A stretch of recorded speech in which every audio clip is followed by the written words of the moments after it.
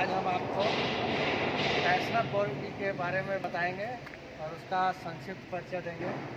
हमारी जो Castner bogie है वो कास्ट आयरन की बनी होती है, जिसमें दो साइड फ्रेम होते हैं और दोनों आपस में यहाँ लोअर प्लैंक के द्वारा जुड़े होते हैं। बीच में यह बोगी बोलस्टर लगा हुआ है, जिसको फ्लोटिंग बोलस्टर भी बोलते हैं। ये चूँकि हवा में तैर रहा होता है, इसलिए इसको हम लोग फ्लोटिंग बोलस्टर भी बोलते हैं। ये स्प्रिंग के ऊपर तैर रहा होता है। इसके बाद ये बॉक्सन HL की ट्रॉली है, बॉक्सन HL MBS की। तो इसमें एक ब्रेक सिलेंडर लगा होता है, जो ट्रस बार के ऊपर माउंट होता है।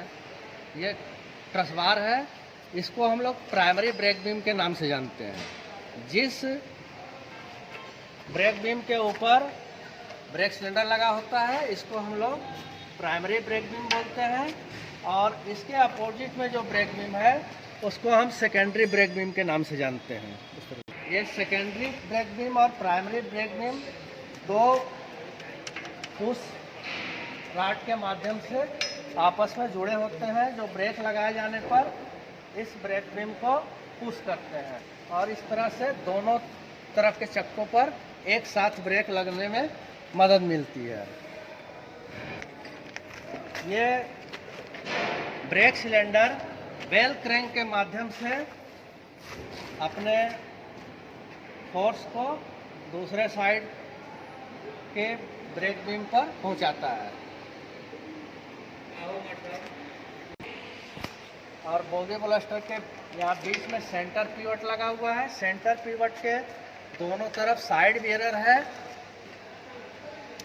इस सेंटर पिवट दोनों साइड बेरर के बीच की दूरी 1474 mm होती है।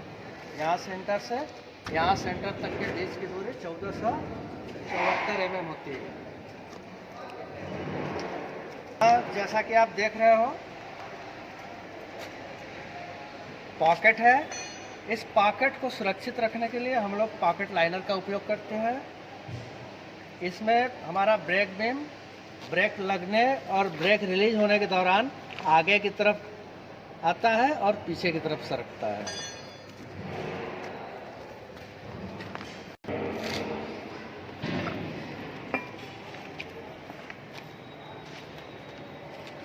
को नीचे और ऊपर पकड़ कर रखने के लिए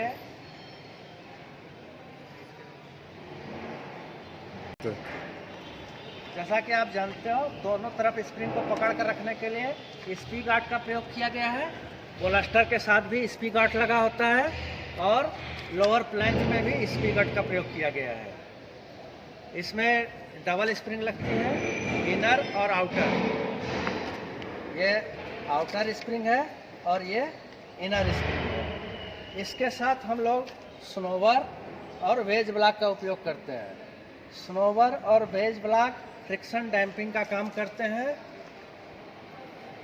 ये फ्रिक्शन डैम्पिंग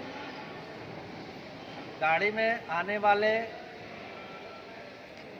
डैम्पिंग फोर्स को कम करता है, जिसकी वजह से हमारी जो स्प्रिंग होती है वो टूटने से बचती है या होम में आने से बच जाती है। स्प्रिंग पे अगर स्प्रिंग को बचाने के लिए हम लोग इस डैम्पर का प्रयोग करते हैं, जिसको हम फ्रिक्शन डैम्पिंग के नाम से जानते हैं, या फ्रिक्शन डैम्पर भी इसको बोला जाता है। इसको हिंदी में घर्षण मंदन कहा जाता है। जैसा कि आप जानते हैं, ये साइड फ्रेम का जाल जो है दो तरह का होता है। एक को हम वाइड जा और दूसरे को नैरो जा कहते हैं। ये नैरो जा की ट्रॉली है, तो इसके जो बीच की दूरी होती है वो कम होती है, और इसमें एडाप्टर लगता है एनल का। ये एनल का एडाप्टर लगाया जाता है। और अगली ट्रॉली जो होती है दूसरी है वाइड जा। वापस से बोलिए सर। ये देखिए वाइट जा है, और इस वाइट जा में जो एडाप्टर लगता है वो रेट्रोफिटेड एडाप्टर हम आज के समय में लगाते हैं। पहले इसमें मार्कॉन लगता था, अभी इसका जो सुधार करके इसको रेट्रोफिटेड करते हैं। तो रेट्रोफिटेड ट्रॉली बनाने में हम लोग इस एडाप्टर का प्रयोग करते हैं।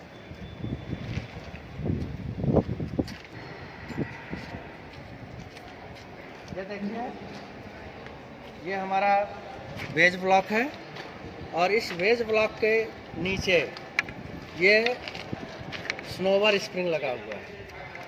स्नोवर स्प्रिंग है, और इस स्नोवर स्प्रिंग के ऊपर लगा हुआ वेज ब्लॉक, फ्रिक्शन लाइनर और स्लोप लाइनर।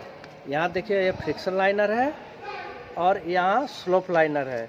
इन दोनों के साथ घर्षण करता हुआ जब दबाव पड़ता है तो धीरे धीरे नीचे की तरफ घर्षण करते हुए जाता है और वापस फिर धीरे धीरे ऊपर जाता है। चलो, कैसनब बोगी का व्हील बेस होता है 2000 ± 5 mm, जो ये इस जनरल सेंटर से इस जनरल सेंटर के बीच की दूरी कहलाती है।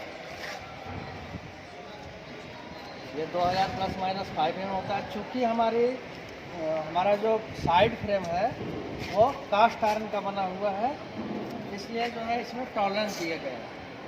वो 2000 ± 5 है। यदि आप 2000 से 5 घटा देते हो तो 1995 हो जाता है, और 2000 में 5 जोड़ते हो तो 2005 हो जाता है। तो इस तरह से इस साइड फ्रेम पर अगर आप देखेंगे तो बटनों की संख्या कुल 5 होती है, लेकिन ये व्हील बेस निर्धारित करने के बाद बटनों की संख्या कट कर दी जाती है। जैसे 1995 से 1997 तक एक बटन, 1997 से 1999 तक 2 बटन। यहाँ देखिए आप 2 बटन है, तो निश्चित रूप से इससे यहाँ से और यहाँ तक की दूरी 1997 से 1999 mm होगी।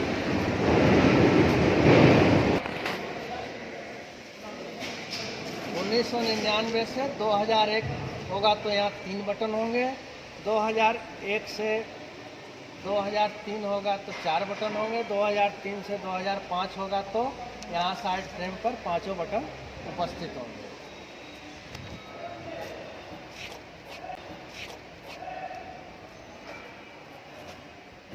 देखिए, ये आपका जो है ईएम पैड है, इसको हम इलास्टोमेरिक पैड के नाम से जानते हैं।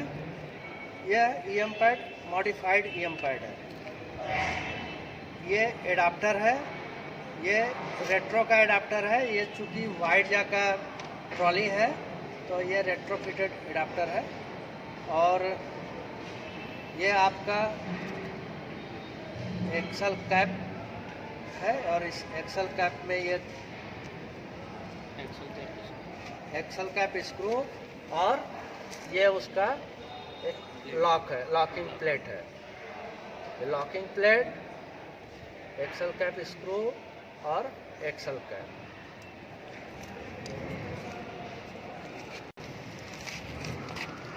इसे आप देख रहे हैं, ये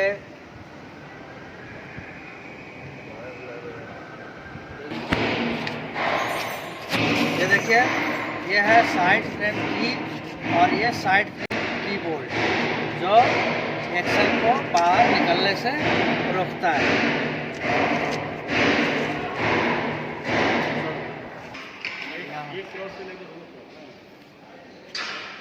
इस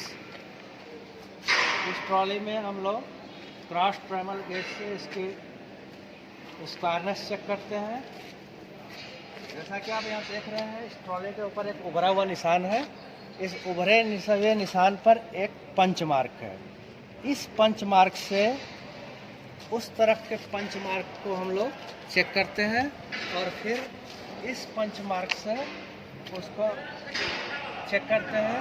और ये दूरी होती है 3018 प्लस माइनस 4.5। यदि प्लस माइनस 4.5 से ये दूरी ज़्यादा हो या कम हो तो हमारी ट्रॉली स्क्वायर नहीं है, और स्क्वायर नहीं होने की वजह से इसमें ठीक ढंग से हमारा एडाप्टर ठीक नहीं होगा।